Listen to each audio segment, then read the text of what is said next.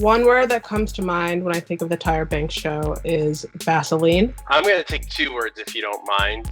And the 2 words are, she tried.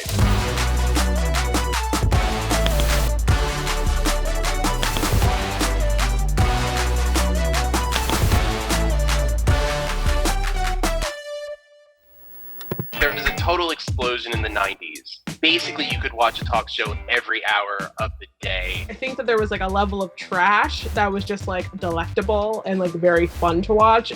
Tyra brought a kind of acceptable level of trash, but she tried to put it in a Oprah, Dr. Phil kind of package. The biggest downfall of Tyra in terms of being an interviewer is just she lacks a sort of empathy that Oprah had naturally. There's a lot of sort of ego masquerading as service. I was officially inmate Banks. With my prison ID in hand, I headed across the prison yard to my cell block. Who did her braids? And when? Yeah. I was scared. Looking out the window. Scared of what? What is she scared of? It was the loneliest feeling I had ever experienced.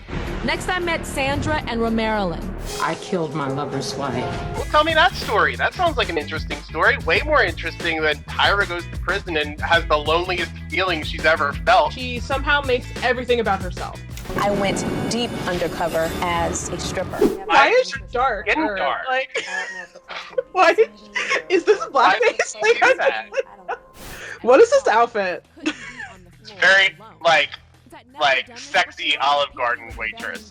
She has like one discussion with a stripper, and then she sees the one that goes on before her, you know, when she's supposed to go on, and gets sad about it. Well, talk to that woman. Like, you're getting sad on her behalf. That's so condescending. Something about it felt so like regressive and conservative and like, you know, hand-wringy in a way that felt just so of the kind of purity ring kind of era. America the Beautiful.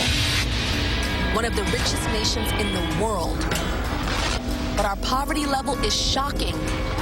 With as many as 3.5 million people experiencing homelessness. I thought the best way to bring this story to all of you was to experience it myself. Wrong!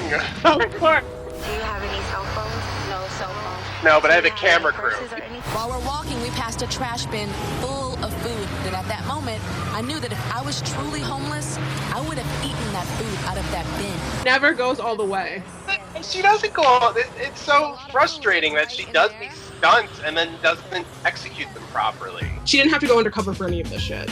All this stuff was completely interesting on its own if we actually just talked to strippers or talked to women in prison or talked to homeless people. A show like Jerry Springer or Ricky Lake were like very unpretentious in their aims and presentation. And I find that more respectable than when somebody dresses up their trash and says, oh no, I'm really concerned. This is coming from a place of social obligation. I find it disingenuous. I don't think the original show would be able to air today. I think that that's because of the combination of the fact that it would just not be politically correct. It would be incredibly offensive to just about anyone. I think the huge problem is that Tyra confused talk show with monologue show. It's not all about you, and you don't need to contort yourself literally at times in order to have the conversation.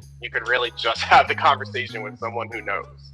So I think ultimately what it comes down to is that just like Tyra's full of shit and she has like a really good run at not really letting on that so explicitly.